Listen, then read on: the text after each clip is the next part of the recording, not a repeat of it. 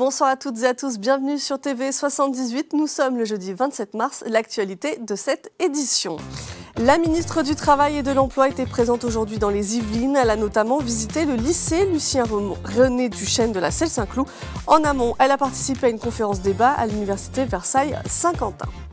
Il fait peau neuve, la première poutre du nouveau collège Albert Einstein de Magny-les-Hameaux a été posée hier.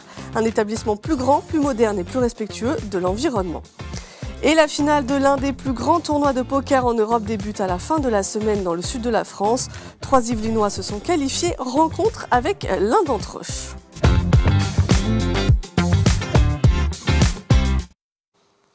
Une conférence débat sur l'égalité professionnelle entre les femmes et les hommes. La faculté de sciences politiques et de droit de l'UVSQ recevait notamment la ministre du Travail et de l'Emploi. Astrid Panosyan-Bouvet a ainsi présenté son parcours puis échangé avec les étudiants. La ministre a un lien particulier avec l'université. Elle est l'épouse de Laurent Bouvet, enseignant de l'université et fondateur du Printemps républicain, décédé en 2021 des suites d'une longue maladie. C'était des échanges très francs, très directs. Je pense qu'il n'y avait pas trop de langue de bois et des questions aussi très franches, très directes. Moi, j'ai voulu simplement dire qu'il n'y a pas de secret, que pour réussir dans la vie, il faut travailler dur, mais il faut aussi aimer apprendre et aimer donner le meilleur de soi-même. Toujours croire en soi, rester soi-même parce que les autres places sont prises. Et puis ne pas hésiter à chercher des conseils parce que les gens sont plus bienveillants qu'on ne le croit. J'ai trouvé ça hyper intéressant justement de pouvoir voir ce qui se passe à l'intérieur, que nous on ne voit pas d'une manière générale à travers les médias, etc. Le fait qu'elle ait pu confirmer justement les pressions qui pouvaient être exercées notamment avec Madame Borne, mais d'une manière plus générale, elle a bien mis en lumière le fait qu'il y avait encore du chemin à faire. C'est vrai qu'elle a l'air assez spontanée et c'est vrai que c'est assez agréable quand on voit des ministres avoir ce genre de comportement et pas avoir une réponse trop politisée, je veux être d'accord avec tout le monde.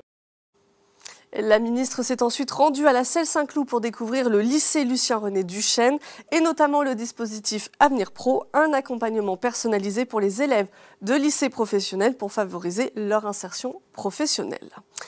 Partons maintenant à Magny-les-Hameaux. Le 26 mars dernier, la première poutre du nouveau collège Albert Einstein a été posée, marquant officiellement le début des travaux. Les futurs élèves bénéficieront d'un établissement plus grand, plus moderne et surtout plus respectueux de l'environnement. Un reportage de Clara de Frutos et de Patrick Jacques de Dixmude. Voici les premières images du collège Albert Einstein de Magny-les-Hameaux. Construit en 1979, l'établissement fait peau neuve, notamment pour répondre aux dernières normes environnementales. Ça faisait très longtemps que Magny revendiquait un nouveau collège, à la fois parce que c'est l'agrandissement, on passe de 450 à 600 places, mais aussi parce que c'est vrai que l'ancien collège datait un peu. Un collège plus grand, qui accueillera 600 élèves, soit 150 de plus qu'auparavant, ainsi qu'une classe pour renforcer l'inclusion des élèves en situation de handicap. Plus moderne également, grâce à l'installation de nouveaux équipements numériques, et plus respectueux de l'environnement, l'enjeu principal du projet. Il répond à un certain nombre d'exigences qu'on peut avoir sur un territoire comme la commune de Magny-les-Hameaux, une exigence écologique forte. On est en parc naturel régional et il était important pour nous d'avoir une exemplarité dans ce domaine. Une exemplarité plus que respectée, car une fois les travaux terminés, le collège aura réduit sa consommation d'énergie de 40%. Autre particularité, le bâtiment utilisera des énergies renouvelables pour fonctionner, tandis que plusieurs espaces végétalisés seront installés. Le choix du département, après plusieurs années aussi de discussion, a été de ne pas réhabiliter l'ancien, mais de faire une reconstruction puis démolition, parce que la réhabilitation de l'ancien, vu son modèle constructif, a priori était trop complexe et n'aboutirait pas à des exigences écologiques comme il y avait. Le département prend en charge 95% des opérations, dont le montant s'élève à 34,3 millions d'euros. Le nouveau collège devrait être totalement livré en 2027. La meilleure baguette de tradition des Yvelines se déguste à Triguel-sur-Seine. Les résultats ont été annoncés lundi 24 mars dernier. C'est Vincent Bécheur de la boulangerie Maison Xavier qui remporte le premier prix de la compétition. Il devance Franck Arco et Elio Chaya de la boulangerie Elio et Franck à Saint-Germain-en-Laye et Kevin Lahaye de Péropin, opéré en Yvelines. Du 29 mars au 7 avril, le Pasino Grand Partouche d'Aix-en-Provence accueille la finale du Winamax Poker Tour. C'est l'un des plus grands tournois en Europe de la discipline organisé par le site de poker et de paris sportifs en ligne. Parmi les milliers de participants présents, 3 Yvelinois se sont qualifiés à l'issue des différentes étapes régionales. Rencontre avec l'un d'entre eux, Jean-Baptiste, habitant de Montigny-le-Bretonneux. Ce joueur amateur se fixe un objectif, prendre avant tout du plaisir. Grégory Canalé et Clara De Frutos. Jean-Baptiste rentre dans la place en table télé. C'est lors de l'étape régionale à Lille en octobre dernier qu'il a gagné son ticket parmi près de 1500 autres candidats. Jean-Baptiste est qualifié à la grande finale du Winamax Poker Tour. C'est l'un des événements majeurs de la discipline en Europe auquel participent des milliers de joueurs dont des professionnels et de nombreuses personnalités. Une expérience inattendue pour cet amateur qui a découvert le poker dans les années 2000 et qui joue plus régulièrement depuis le confinement. Je m'y attendais pas trop parce que j'ai aucune prétention, quoi. C'est vraiment du poker amateur. Et non, c'était vraiment bien. Et c'était une chouette expérience, un week-end de 2 jours avec 2 jours de poker. C'était assez intense. En se qualifiant à la grande finale, Jean-Baptiste a gagné son droit d'entrée au tournoi d'un montant de 500 €.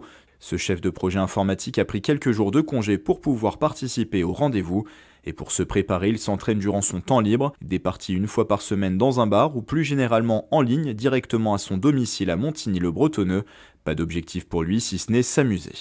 Il y aura plein de monde, il y aura des joueurs pros, il y aura des top reg, des gens qui ont l'habitude de jouer ça, il y aura des qualifiés comme moi, donc non, ça va être super sympa, il y aura du monde, voilà, j'espère que je vais bien profiter. S'il y a des gains à la clé, c'est encore mieux, mais non, franchement, l'idée c'est de vraiment prendre du plaisir.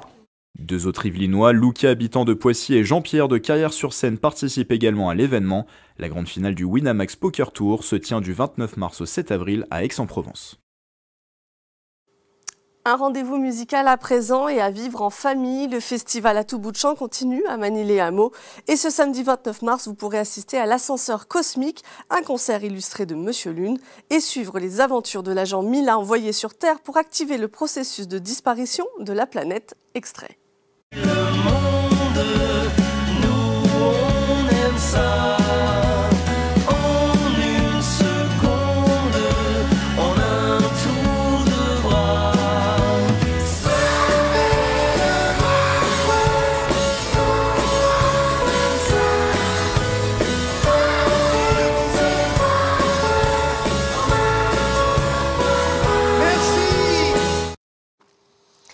Et la saison 5 de LOL qui ressort est annoncée pour le 18 avril. 2 Yvelinois font partie du casting, l'humoriste et réalisateur d'Un petit truc en plus natif du Chênay, Artus, et Jérôme Niel, l'acteur et humoriste originaire de Trappes. Philippe Lachaud, lui aussi originaire du département, officie toujours à la présentation.